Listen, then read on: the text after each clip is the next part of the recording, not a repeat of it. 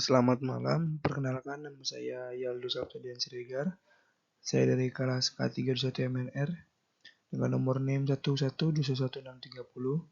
Di sini saya akan mempresentasikan mengenai topik perilaku individu untuk mata kuliah perilaku organisasi untuk keperluan tugas evaluasi akhir semester. Berikut presentasinya. Yang pertama itu ada pengertian perilaku individu. Jadi yang pertama definisi dan konsep dasar perilaku individu. Di mana perilaku individu ini merujuk pada tindakan, reaksi, dan interaksi seseorang dalam berbagai situasi.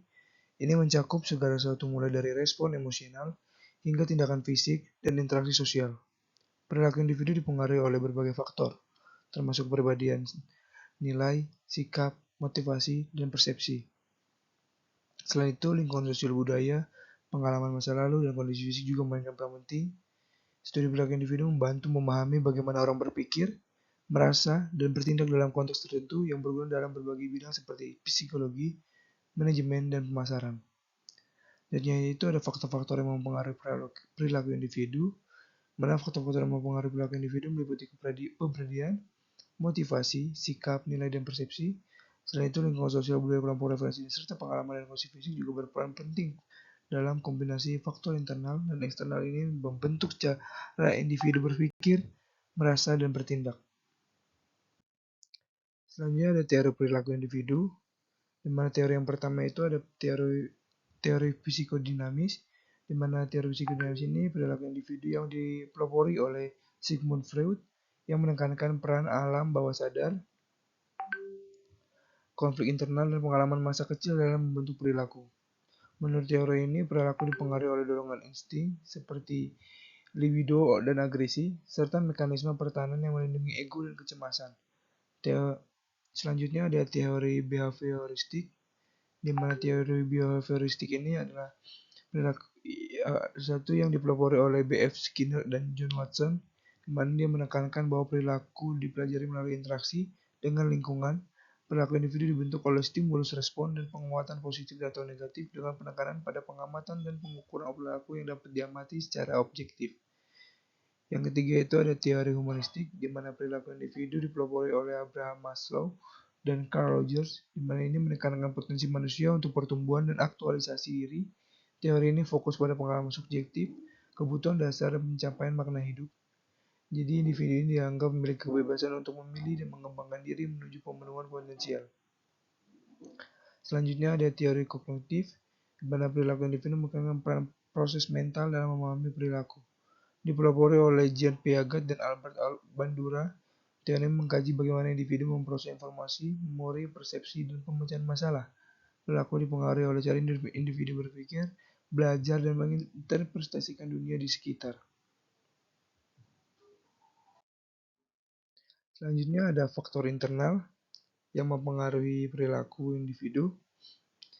Jadi yang pertama itu ada kepribadian. Jadi kepribadian ini sebagai faktor internal mempengaruhi perilaku individu melalui sifat-sifat bawaan seperti ekstroversi, neutralisme, dan keterbukaan.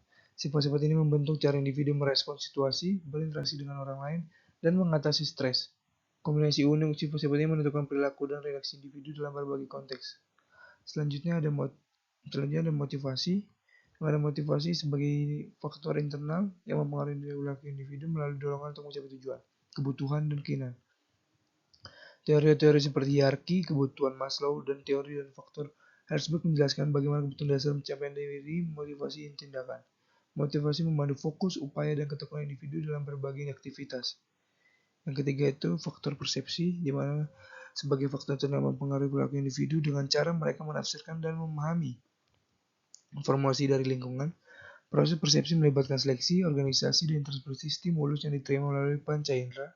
Faktor-faktor seperti pengalaman masa lalu, pengetahuan, harapan, dan sikap mempengaruhi cara seseorang mempersepsi suatu situasi. Misalnya, dua individu dapat memiliki respon berbeda terhadap situasi yang sama karena perbedaan dalam persepsi mereka. Persepsi juga dipengaruhi oleh faktor psikologi seperti motivasi dan emosi, yang dapat mempengaruhi penilaian dan mengambil keputusan. Oleh karena itu, persepsi memainkan peran kunci dalam membentuk perilaku individu dalam berbagai konteks. Yang terakhir itu adalah sikap dan nilai. Sikap dan nilai sebagai faktor pengaruh individu melalui pandangan dan evaluasi terhadap objek, orang, atau situasi. Sikap mencakup kecenderungan,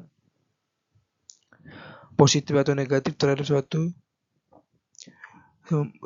sementara nilai mencerminkan kepentingan dan prinsip yang dianggap penting oleh individu. Keduanya dapat membimbing pilihan dan menindak individu, mempengaruhi interaksi sosial, dan menentukan prioritas dalam kehidupan sehari-hari. Contohnya, individu dengan nilai etika yang tinggi mungkin cenderung untuk bertindak secara moral, sementara sikap positif terhadap kegiatan olahraga mungkin mendorong partisipasi aktif dalam kegiatan tersebut.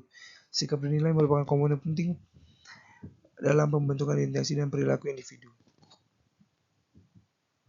Selanjutnya ada faktor eksternal yang mempengaruhi perilaku individu. Yang pertama itu lingkungan sosial. Jadi faktor eksternal budaya mempengaruhi perilaku. Jadi perilaku individu dalam konteks lingkungan sosial dipengaruhi berbagai faktor eksternal. Salah satunya adalah lingkungan sosial. Jadi ini mencakup nilai-nilai norma dan tradisi yang mempengaruhi cara individu berinteraksi dan beradaptasi dalam masyarakat. Selain itu, struktur sosial juga berperan penting seperti stratifikasi sosial dan kelompok sosial yang mempengaruhi kesempatan dan keterbatasan individu dalam mencapai tujuan mereka. Perubahan sosial dan teknologi juga memainkan peran signifikan, mempengaruhi bagaimana individu berkomunikasi, membangun hubungan, dan membentuk identitas mereka dalam masyarakat yang terus berubah. Semua faktor ini secara kolektif membentuk lingkungan sosial yang mempengaruhi perilaku individu. Yang kedua itu faktor eksternal budaya, mana budaya juga mempengaruhi perilaku individu melalui nilai-nilai, norma dan tradisi yang dianut dalam masyarakat.